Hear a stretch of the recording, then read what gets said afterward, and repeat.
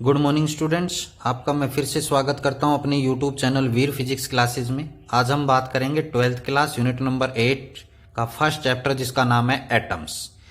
तो बच्चों, आज की ये वीडियो है इस चैप्टर की, वो लास्ट वीडियो है एटम्स से। इससे पहले हम वीडियो बना चुके हैं, बहुत सारी इसकी रिलेटेड वीडियो हैं वो बना चुके हैं। आज की इस वीडियो में हम बात करेंगे एनर्जी लेवल डायग्राम, जो कि बहुत इंपॉर्टेंट है। Energy level diagram most important है एनर्जी लेवल डायग्राम। तो क्या होता है energy level diagram? A diagram which represents the total energies of electrons. जो वो डायग्राम जो कि इलेक्ट्रॉन्स की टोटल एनर्जी को रिप्रेजेंट करता है in different stationary orbits. In different stationary orbit का मतलब क्या है? अलग अलग जो स्टेशनरी ऑर्बिट हैं उसमें उसकी एनर्जी है वो क्या क्या है उसको रिप्रेजेंट करता है। Of an atom is called the energy level diagram of that atom. Means वो डायग्राम जो कि टोटल एनर्जी को रिप्रेजेंट करता है अलग अलग स्टेशनरी ऑर्बिट्स को के अंदर, तो उसे हम एनर्जी लेवल डायग्राम कहते हैं बच्चों। तो एनर्जी लेवल डायग्राम को समझने के लिए और डायग्राम को बनाने के लिए हमने पढ़ा था एनर्जी के बारे में। एनर्जी इससे पहले की वीडियो है उसमें हमने इसमें डिस्कस किया था energy of electron in stationary orbit. तो यहां पर जो एनर्जी है E that is equal to -2π² mk² e⁴ divided by n² h²। ये एनर्जी हमने कैलकुलेट की थी। जब बच्चों हम इन कांस्टेंट्स की वैल्यू पुट करते हैं तो E एनर्जी की value -13.6 n² electron volt energy आई थी। कितनी एनर्जी आई थी? E that is equal to -13.6 electron volt divided by n² था। क्लियर? तो यहां पर ये आपके पास एनर्जी, टोटल एनर्जी है, उसका फार्मूला ये आया था। तो इसी फॉर्मूले की हेल्प लेंगे, अलग अलग ऑर्बिट में अलग अलग एनर्जी निकालेंगे और उस एनर्जी को इस डायग्राम में हम यहां पर रिप्रेजेंट करेंगे। तो देखिए कैसे करना है। तो यहां पर बच्चों n इज इक्वल टू 1 मतलब ग्राउंड स्टेट होता है, n इज इक्वल टू 1। उसमें E1 एनर्जी है वो -13.6 इलेक्ट्रॉन वोल्ट के बराबर होगी, क्योंकि n की वैल्यू 1 करेंगे तो 1 आएगा। इसी प्रकार सेकंड ऑर्बिट में हम बात करेंगे n इज इक्वल टू 2, तो वहां पर E2 की वैल्यू है वो -13.6 डिवाइडेड बाय 4, क्योंकि 2 का स्क्वायर कितना आएगा? 4। जब यहां पर हम 4 से इसको डिवाइड करेंगे तो ये -3.4 इलेक्ट्रॉन वोल्ट आएगा। Clear? n is equal to 3, तो यहां पर E3 की वैल्यू -13.6 डिवाइडेड बाय 9 आएगा। तो 9 से हम जब इसको डिवाइड करेंगे तो -1.51 इलेक्ट्रॉन वोल्ट आएगी। इसी प्रकार n इज इक्वल टू 4, तो यहां पर E4 की वैल्यू जो है वो -13.6 डिवाइडेड बाय 16 हो जाएगा। 4 का स्क्वायर कितना हो जाएगा? 16। इसकी वैल्यू आएगी -0.85 इलेक्ट्रॉन वोल्ट। जब बच्चों n की वैल्यू हम 5 पुट करेंगे तो E5 की जो वैल्यू है वो -13.6 डिवाइडेड बाय 25 आएगा। तो इसकी वैल्यू है वो -0.54 इलेक्ट्रॉन वोल्ट। इसी प्रकार अलग अलग ऑर्बिट में हम एनर्जी है वो निकाल सकते हैं। अब यहां पर आपने ध्यान देना है, n1 इज इक्वल टू 1 था तो -13.6 इलेक्ट्रॉन वोल्ट। इसका मतलब क्या है कि फर्स्ट ऑर्बिट से जब आप इलेक्ट्रॉन निकालना चाहेंगे, एमिट करना चाहेंगे, तो उसको इतनी एनर्जी आपको देनी पड़ेगी। नेगेटिव का मतलब है इतनी एनर्जी आपको देनी पड़ेगी। सेकंड ऑर्बिट में आपको इतनी एनर्जी देनी पड़ेगी। तो आप देख सकते हैं तुरंत कितना डिक्रीज हो गया। थर्ड ऑर्बिट में से अगर आप इलेक्ट्रॉन रिमूव करना चाहते हैं तो आपको इतनी एनर्जी देनी पड़ेगी 1.51। फोर्थ से इलेक्ट्रॉन को एमिट करना चाहते हैं 0.85। फिफ्थ से माइनस का 0.54 इलेक्ट्रॉन वोल्ट, क्योंकि यहां पर एनर्जी है वो इनवर्सली प्रोपोर्शनल n² है। तो जैसे जैसे नंबर ऑफ ऑर्बिट बढ़ते जाएंगे उतनी ही एनर्जी हमें कम देनी पड़ेगी to remove the electron from that orbit. इसका मतलब ये है यहां पर। क्लियर? तो इसके लिए आपने क्या बनाना है, एनर्जी लेवल डायग्राम बनाना है। तो बच्चों ये सभी एनर्जीज हैं वो कैसी हैं, नेगेटिव में हैं। कैसी है, नेगेटिव। तो डायग्राम बनाते वक्त ध्यान रखना है हमें फोर्थ क्वाड्रेंट में जाना है। मैथ में बनाते हो ना फर्स्ट, सेकंड, थर्ड, फोर्थ, तो फोर्थ क्वाड्रेंट में हमने जाना है। तो फोर्थ क्वाड्रेंट में जाने के लिए एक्स एक्सिस तो आपके पास ये हो गई और वाई एक्सिस आपके पास ये आएगी। क्लियर? एक्स एक्सिस तो ये आ गई, इस एक्सिस के अलोंग जो है वो आपका एन की वैल्यू होगी। किसकी वैल्यू होगी, एन की वैल्यू। ये 0 है, यहां पर ये एन की वैल्यू को रिप्रेजेंट करेगा और ये एनर्जी के लिए होगा वाई एक्सिस। क्लियर? ये किसके लिए होगा, एनर्जी, ई के लिए होगा। तो नेगेटिव में हो गया ये नेगेटिव वाई एक्सिस। ये एक्स एक्सिस कैसी है, पॉजिटिव, क्योंकि एन की वैल्यू पॉजिटिव होती है। अब बच्चों यहां पर आपने क्या करना है कि ई की वैल्यू नेगेटिव में है तो इसलिए इस एक्सिस का लॉन्ग है। मैक्सिमम एनर्जी 13.6 है तो इसलिए आपने 14 इसको इक्वल डिवाइड करना पड़ेगा 14 में। तो यहां पर बिल्कुल स्मॉल लेकर 14 1 2 3 4 5 6 7 8 9 10 11 12 13 एंड 14 मैंने इक्वल इक्वल डिवाइड कर दिया। तो यहां पर ये वैल्यू है वो किसके बराबर है, ये वैल्यू है -1। ठीक है, ये वैल्यू है वो -2, ये वैल्यू है -3, ये वैल्यू है -4, ये वैल्यू है -5, ये वैल्यू है -6। आपने इक्वल डिवाइड करना है, -7, -8, -9, -10, -11, -12, -13,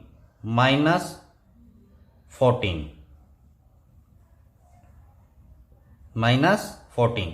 तो ये हमारे पास y एक्सिस के अलोंग, नेगेटिव y एक्सिस के अलोंग आपने ये डिवाइड करने हैं इक्वल इक्वल। क्लियर? अब देखिए ग्राउंड स्टेट के ऊपर क्या आता है, n = 1 तो E1 की वैल्यू -13.6 है।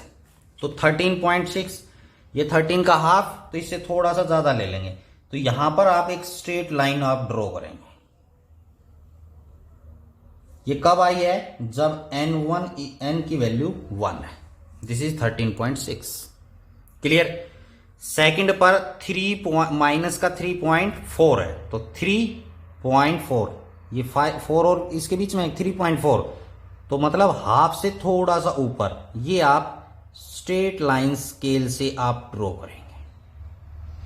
ये कब आया, n = 2 की वैल्यू पर। क्लियर? उसके बाद थर्ड पर जाएंगे तो ये माइनस का 1.5 है तो 1.51, तो इसका हाफ यहां से आपने लाइन ड्रॉ करनी है बिल्कुल स्ट्रेट। ये n = 3। ये बहुत इंपॉर्टेंट है बच्चों, ध्यान से देखना है कि किस प्रकार बनाना है। 4 पे आ जाइए, 0.85 तो मतलब 1 से कम आएगी। क्लियर? तो 8 है तो मतलब बिल्कुल 1 के नजदीक सी आएगी ये लाइन, आपने इसकी यहां पर ड्रॉ करनी है स्ट्रेट लाइन। n = 4, n = 5 में 0.54 तो मतलब हाफ से थोड़ा सा ऊपर, हाफ है, हाफ ही लेंगे हम। इसमें n = क्या है, 5। तो अलग अलग n की वैल्यूज पर हमने ये लाइन ड्रॉ की, एनर्जी जो है इधर कैलकुलेट की, इसको इसे डायग्राम से हमें दिखाया। तो ये क्या है, एक एनर्जी लेवल डायग्राम है। क्या है, एनर्जी लेवल डायग्राम। ये एनर्जी है, किसमें है ये एनर्जी, इलेक्ट्रॉन वोल्ट के अंदर ये एनर्जी है। क्लियर? अब इससे पहले की वीडियो में हमने सीरीज के बारे में डिस्कस किया था, Lyman series, Balmer series, Paschen series, Pfund series, Brackett series. तो अब यहां भी आप दिखा सकते हैं, यहां पर ये आपके पास n = 1 है। तो लेमन सीरीज आपको कब मिलेगी, जब आउटर ऑर्बिट से इलेक्ट्रॉन कहां पर जंप करके आएंगे, फर्स्ट के अंदर।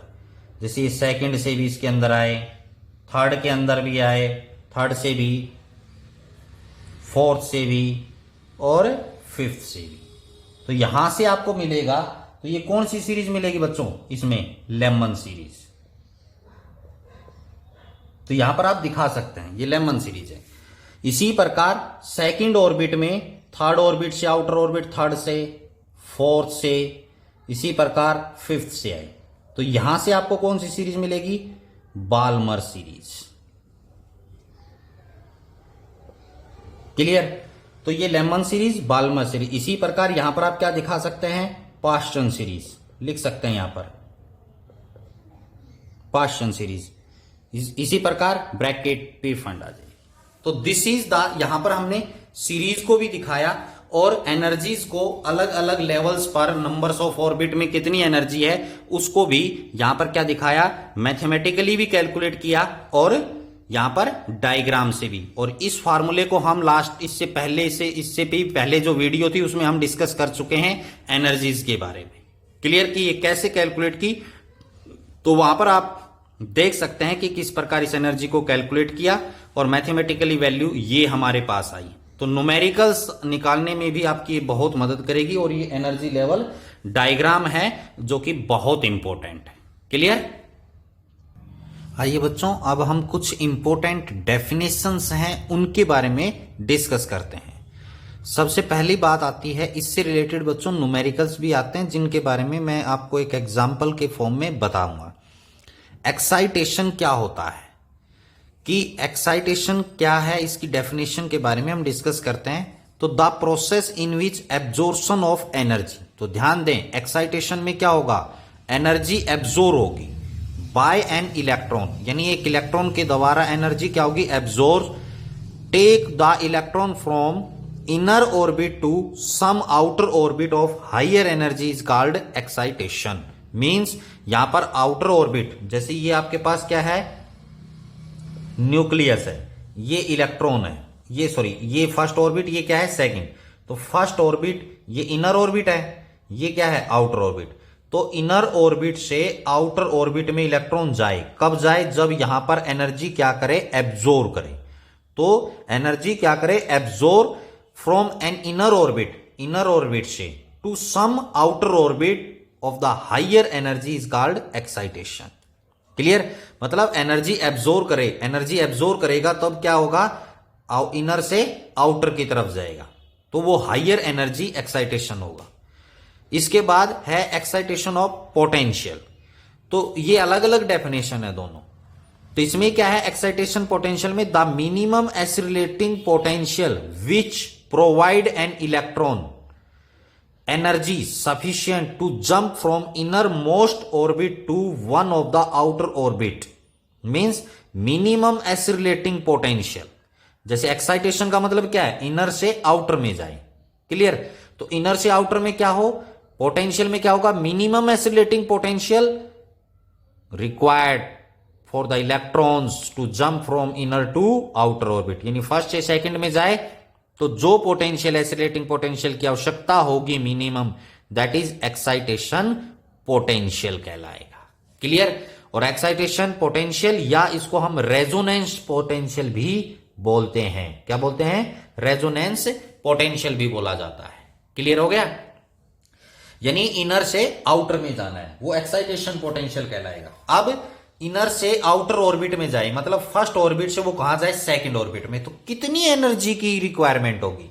तो बच्चों हमने पढ़ रखा है energy E that is equal to -13.6 divided by n square electron volt. Clear. तो फर्स्ट ऑर्बिट के अंदर E1 that is equal to -13.6 electron volt. इसी प्रकार सेकंड ऑर्बिट में हमारे पास जो एनर्जी हम निकालेंगे सेकंड ऑर्बिट में, मतलब n इज इक्वल टू 2, तो 4 आ जाएगा इसका स्क्वायर। तो यहां पर इसकी वैल्यू है वो आपके पास कितनी आएगी, -3.4 इलेक्ट्रॉन वोल्ट, जो हमने अभी निकाल के भी दिखाई थी। तो यहां पर जो एनर्जी रिक्वायर्ड होगी E, वो किसके बराबर होगी बच्चों, E2 माइनस E1। तो E2 की वैल्यू कितनी है, -3.4 माइनस E1 की वैल्यू कितनी है, -13.6। क्लियर हो गया।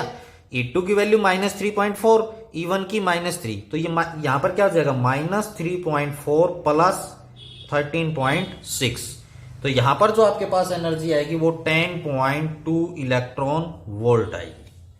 कितनी आएगी?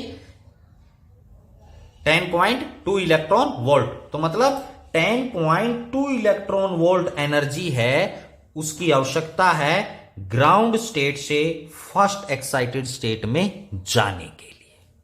ये न्यूमेरिकल में काम आएगा आपको। क्लियर? इसी प्रकार अगर हम थर्ड ऑर्बिट हम ले लें तो ये क्या है? थर्ड। तो जैसे सेकंड से थर्ड में जाएगी तो energy E that is equal to क्या होगा?